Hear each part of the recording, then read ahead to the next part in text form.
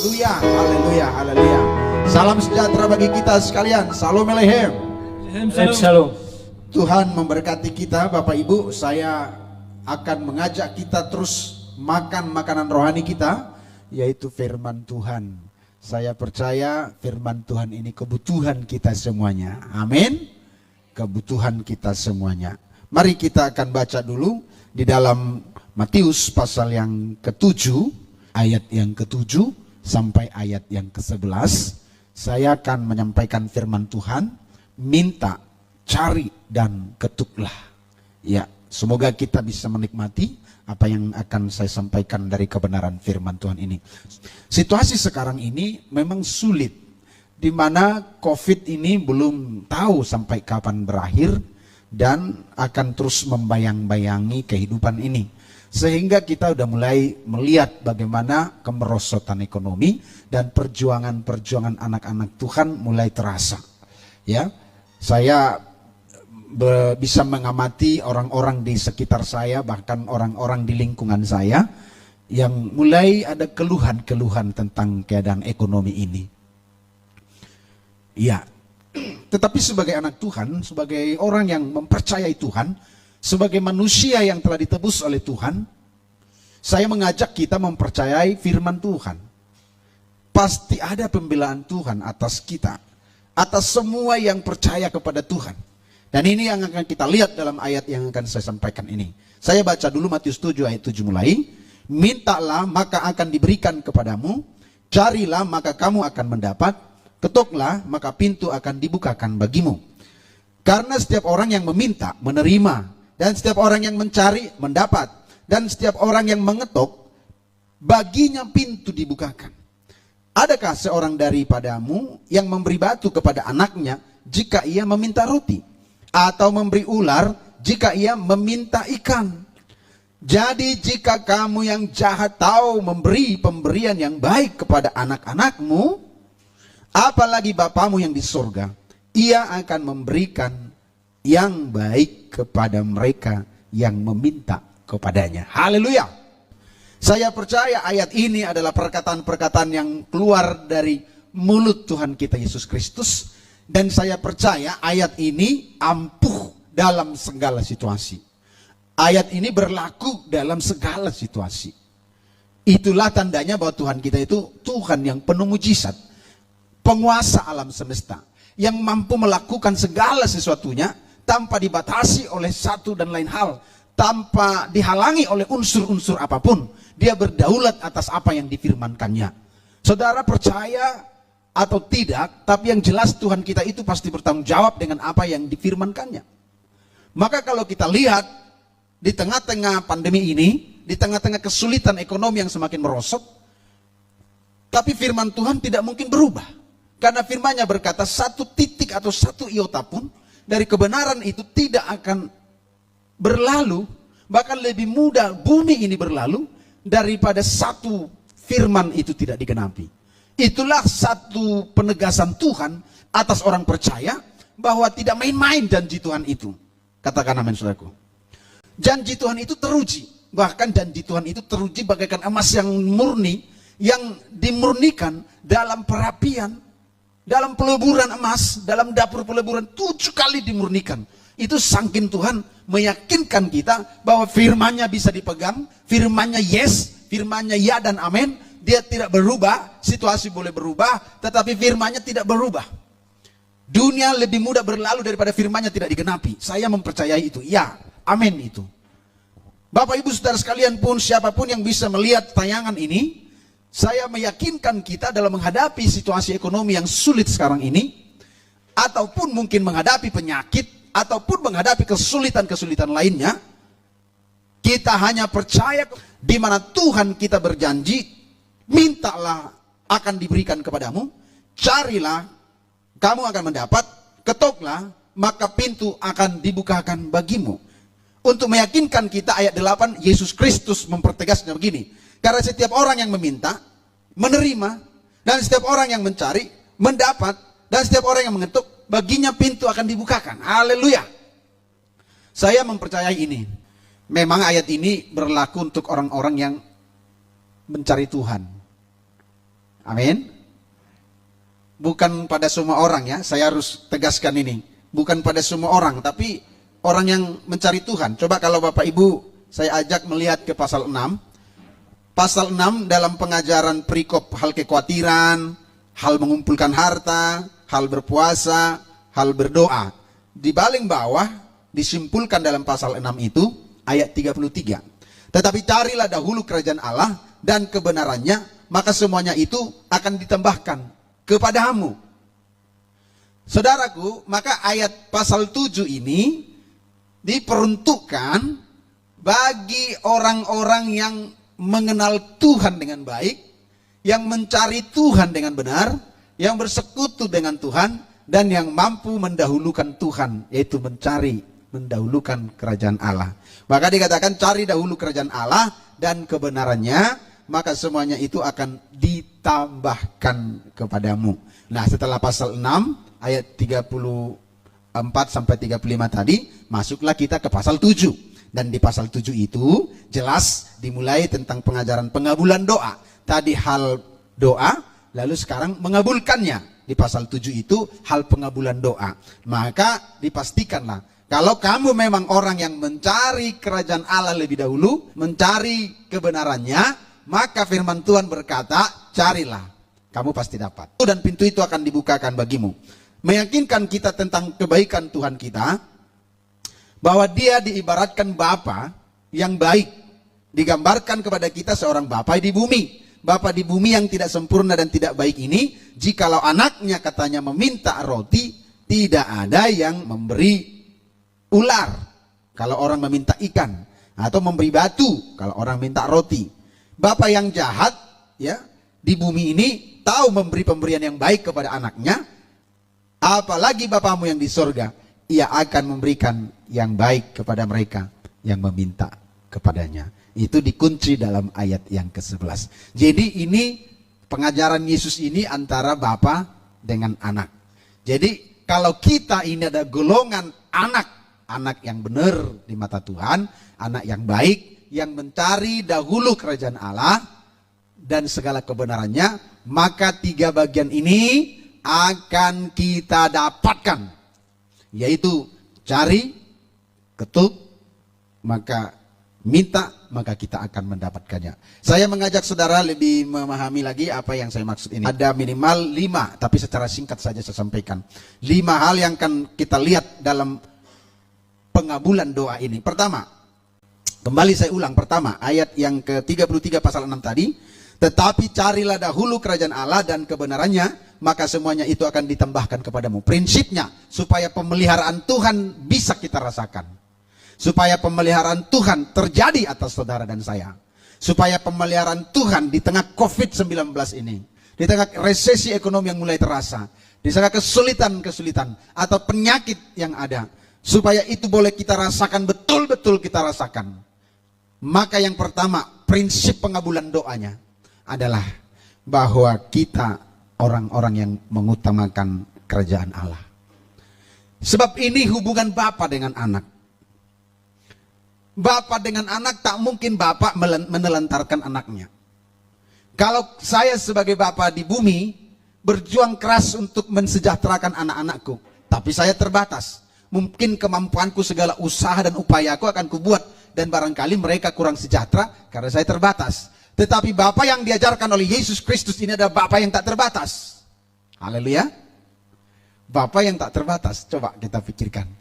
Dia yang mempunyai bumi, yang mempunyai langit, mempunyai laut dengan segala isinya. Dia mengatur masa, dia mengatur semuanya. Dia bilang A, jadilah A, dia bilang B, jadilah B. Dia maha kuasa. Dan yang maha kuasa itu, yang maha hebat itu, jadi Bapa kita. Bapa kita yang patut diandalkan. Sehingga keraguan kita menjadi ciut. Bukan iman kita yang ciut. Sehingga iman kita menjadi besar. Bukan kecemasan kita yang makin besar.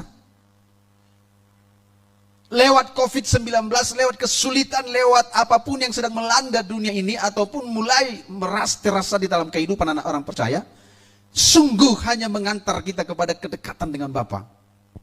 Orang-orang yang dekat dengan Bapa pasti terpelihara. Katakan amin, saudaraku. Ingat cerita bagaimana Bapa mempunyai 2 anak. Satu anaknya yang kurang ajar pergi meninggalkan bapaknya. Apa yang terjadi? Dia kelaparan. Dia kelaparan dan kesusahan untuk makan pun tidak bisa. Harus berbagi dengan B2. Anaknya yang tinggal di rumah bapaknya itu, dia nggak kelaparan. Karena segalanya berkecukupan. Yang saya maksud dalam hal ini, ketika anak yang hilang itu kembali, dia makan kembali. Dari situ saya pastikan kalau memang kita ini ada di dalam Tuhan, bersama dengan Tuhan, sebagai Bapa pemelihara kita yang sempurna, Dia pasti mencukupkan apa yang menjadi kebutuhan kita. Saya jamin dari ayat ini, dan itu prinsip saya, tidak akan mati kelaparan kita kalau kita tetap di dalam Bapa. Jadi yang pertama itu utamakan kerajaan Allah. Baru pasti Tuhan tolong kita. Yang kedua, ingat bahwa Bapa di surga itu adalah Bapa yang sangat baik dan penuh kasih. Sekali lagi, ingat bahwa Bapa di surga itu adalah Bapa yang sangat baik dan penuh kasih. Saya sudah bilang tadi contohnya, kalau kita di rumah Bapa, kita pasti makan. Bapa di bumi boleh bangkrut, Bapa di surga tak pernah bangkrut. Karena Dia yang punya segalanya. Sementara anak yang hilang itu pergi, dia bangkrut, dia tidak dapat apa-apa. Dia menjadi terhilang dan kesulitan dalam segalanya. Untung hatinya berniat pulang dan disambut oleh Bapa yang baik itu. Dipestakan, dikasih makan berlebih lagi.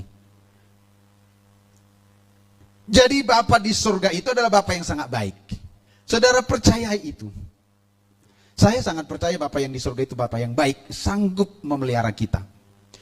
Ini bicara iman, bukan di mulut tapi iman. Iya, tapi iman memang diperkatakan. Saudaraku, dalam ayat 8 Matius 6 ayat yang ke-8 dikatakan begini.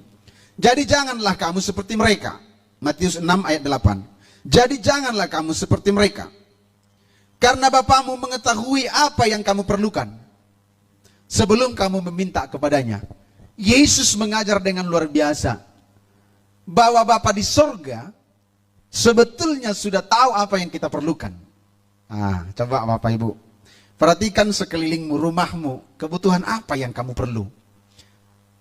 Kalau kita anak Tuhan yang mengandalkan Tuhan, kalau kita yang mencari dan mendahulukan kerajaan Allah, kalaulah kita bukan anak yang terhilang, bukan anak yang jauh dari Bapa, bukan anak yang melawan kepada Bapa, bukan anak yang meminta harta warisan dan pergi menghambur-hamburkannya, kita pasti terpelihara di dalam Tuhan. Mana aminnya saudara? Kecuali kalau kita adalah anak yang menghambur-hamburkan harta Bapa, yang jauh pergi merantau ke negeri orang. Itu saya tidak ada jaminan dari ayat ini. Tapi kalau kita adalah anak yang di rumah Bapa, digaranti oleh ayat ini. Bahkan sebelum kita meminta, Dia sudah tahu. Lalu kenapa kita disuruh meminta? Ya nggak masalah. Karena kalau dia meminta, pasti mendapat. Saudaraku. Jadi ingat bahwa Bapa kita di surga itu adalah Bapa yang sangat baik dan penuh kasih. Dibandingkannya kalau Bapa di bumi, diminta oleh anak-anak kita, minta roti nggak akan kasih batu. Anak kita minta ikan tak kasih ular. Apalagi kalau jengking. Nah kalau kamu Bapa yang jahat, bisa berbuat baik pada anak-anakmu, berjuang, berjerih lelah, berkeringat, banting tulang untuk membutuhi kebutuhan anak-anak kita. Bapa kita di surga adalah Bapa yang lebih baik dari Bapa manapun yang ada di bumi ini. Dia tahu apa yang kita perlu sebelum kita meminta. Gampang deh kalau begitu. Yang ketiga, saudaraku, pastikan bahwa yang kita minta itu sesuai dengan kehendak Tuhan. Ya, jadi yang pertama, utamakan kerajaan Allah. Yang kedua tadi ingat Bapa kita di surga itu Bapa yang baik dan penuh kasih. Dan yang ketiga adalah pastikan bahwa yang kita minta adalah sesuatu yang berkenan kepada Tuhan. Ya. Kita 1 Yohanes 5 ayat 14 dulu. 1 Yohanes 5 ayat 14. Demikian firman-Nya. Dan inilah keberanian percaya kita kepadanya, yaitu bahwa Ia mengabulkan doa kita. Sekali lagi, dan inilah keberanian percaya kita kepadanya, yaitu bahwa Ia mengabulkan doa kita jika kita meminta sesuatu kepadanya menurut kehendaknya. Haleluya. Jadi memang kalau permintaan kita itu masih sesuai dengan kehendak Allah, atau menurut 1 Yohanes 5 ayat 14 ini seturut atau sesuai ya dengan kehendak Allah, pasti kita akan menerimanya. Ini bicara motivasi. Motivasi kita apa? Meminta sesuatu. Kalau masih sesuai dengan kehendak Bapa, apa yang kita minta itu masih sesuai dengan kehendak Tuhan, pasti. Tuhan bilang pasti. Nah sekarang bagaimana memastikannya kalau kita, apakah permintaan kita itu sesuai dengan kehendak Bapa? Ya, saya bicara tentang hubungan. Kita tahu pasti apa yang berkenan kepada Bapa. Kita tahu. Dari mana? Ketika kita berkomunikasi dengan Dia. Makanya ayat ini khusus bagi anak-anak Tuhan yang memang tinggal bersama Bapa, yang selalu punya hubungan relationship dengan Tuhan, yang berfellowship, bersekutu dengan Tuhan setiap hari. Ayat ini bukan kepada orang-orang yang tidak mengenal Tuhan. Ayat ini bukan kepada anak-anak yang pergi jauh meninggalkan rumah Bapa, seperti anak yang hilang, yang meninggalkan Bapa, yang menghambur-hamburkan harta bendanya. Ayat ini kepada orang-orang yang mencari dahulu kerajaan Allah serta kebenarannya, maka semuanya itu akan ditambahkan. Sebab itu apa yang perlu? Bersekutu dengan Tuhan. Ketika kita bersekutu dengan Tuhan, kita tahu apa yang Dia mau. Apa yang Dia mau, kita tahu. Sebaliknya juga Tuhan pun tahu apa yang kita mau. Karena ada hubungan yang dekat dengan Bapa di sorga. Ini bicara motivasi dan kedekatan kita dengan Tuhan. Silakan berfellowship dengan Tuhan, jangan jauh. Ikuti kalau selagi yang kita minta itu adalah sesuai kehendak Tuhan. Soal makan, minum, dan pakaian, dan juga rumah, Tuhan janji Dia memberkati kita. Saya menantang dan mengajak saudaraku, bahwa di tengah-tengah COVID seperti inilah, kita akan di tengah-tengah kesulitan seperti inilah, kita akan melihat campur tangan Tuhan yang maha besar itu. Kapan kita buktikan ayat ini, ya atau tidak? Kalau bukan pada waktu kita diperhadapkan kepada kesulitan. Sebab itu kalau ada kesulitan yang sedang Tuhan izinkan kita jalani dalam rumah tangga kita, dalam ekonomi kita, dalam penyakit-penyakit pun, disitulah kita pakai iman kita. Bahwa Bapa di surga sudah tahu apa yang kita minta. Bahwa Bapa di surga, Dia sanggup mengikat dirinya dengan janjinya. Bahwa apa yang dijanjikannya pasti terjadi. Kalaulah yang kita minta masih sesuai kehendaknya, semuanya pasti terjadi. Jadi kalau ada yang nggak terjadi, ya barangkali memang nggak sesuai kehendak Tuhan. Lah bagaimana supaya tahu kehendak Tuhan? Banyak bersekutu. Di mana? Di dalam doa. Begitu kita larut dalam doa, kita tahu apa yang menjadi isi hati Tuhan. Amin. Ya kita nggak keliru. Yang keempat, kita tinggal di dalam Kristus, firman-Nya tinggal di dalam kita. Coba Yohanes 15 ayat 7. Ini prinsip pengabulan doa kita. Yohanes 15 ayat 7 berkata begini. Jikalau kamu tinggal di dalam Aku, dan firman-Ku tinggal di dalam kamu, mintalah apa saja yang kamu kehendaki, dan kamu akan menerimanya.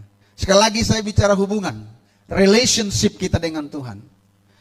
Sekali lagi, jikalau kamu tinggal di dalam Aku, dan firman-Ku tinggal di dalam kamu, mintalah apa saja yang kamu kehendaki, dan kamu akan menerimanya. Apa saja.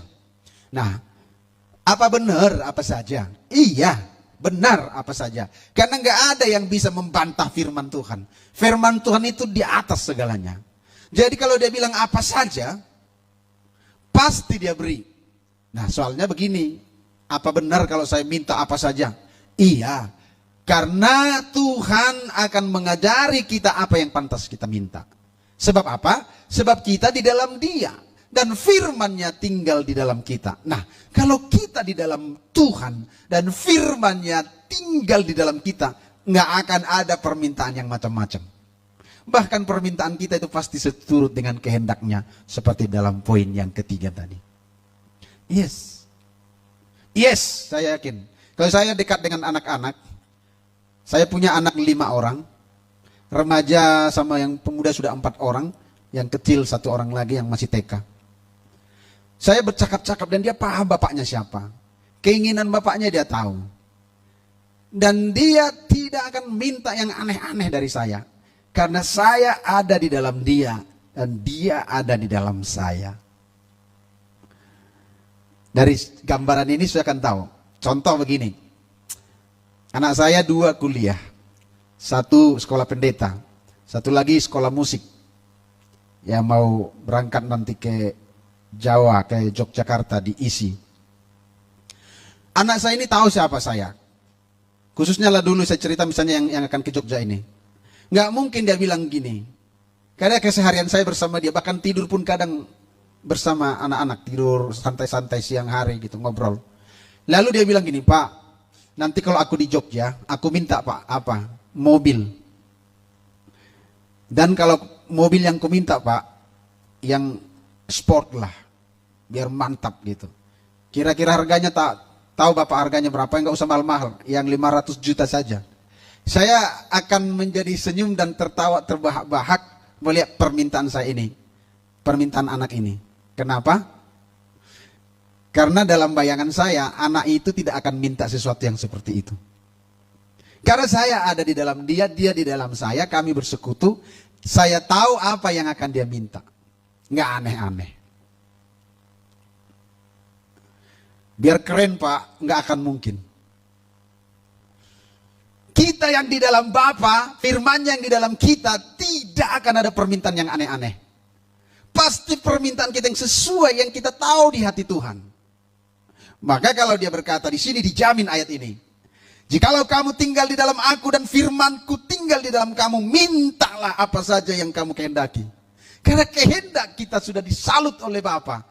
Kehendak kita sudah disalut oleh firman. Nggak ada apalagi permintaan yang kedagingan. Jadi permintaan kita pasti semua sudah lulus seleksi di dalam kebenarannya. Maka pasti dijamin Allah bertanggung jawab memberikan apa yang kita minta. Itu yang keempat. Jadi kita tinggal di dalam Tuhan. Firman-Nya di dalam kita. Menyatu dengan Tuhan. Berfellowship tiap hari bersama dengan Tuhan. Apa yang kita minta Dia beri. Karena semua yang keluar dari mulut kita permintaan kepada Bapa ada sesuatu yang terseleksi kebenarannya. Karena kita mengenal Bapa kita. Kita tahu apa yang pantas kita minta kepadanya. Tuhan akan berkati itu. Yang terakhir. Yang terakhir, lakukan apa yang berkenan kepada Tuhan. Ini prinsip kelima dari pengabulan doa. Lakukan apa yang berkenan kepada Tuhan. Terambil dari 1 Yohanes 3 ayat yang ke-22. Mari kita lihat. 1 Yohanes 3:22 berkata begini. Dan apa saja yang kita minta, kita memperolehnya daripadanya. Karena kita menuruti segala perintahnya. Dan berbuat apa yang berkenan kepadanya.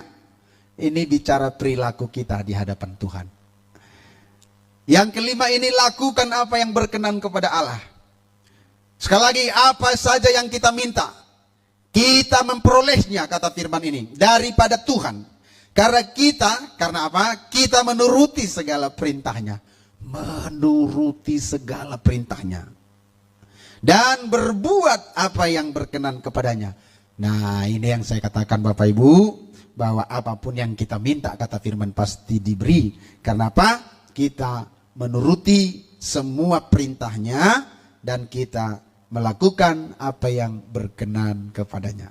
5 prinsip ini mendampingi kita menghadapi kesulitan ini. Saya yakin jalan keluar pasti ada. Tuhan itu ajaib. Langit boleh berlalu, gunung-gunung boleh berpindah dan beranjak, bumi bergoncang-goncang, tapi firman-Nya yes, ya, kekal sampai selama-lamanya. Pembelaan Tuhan atas kita.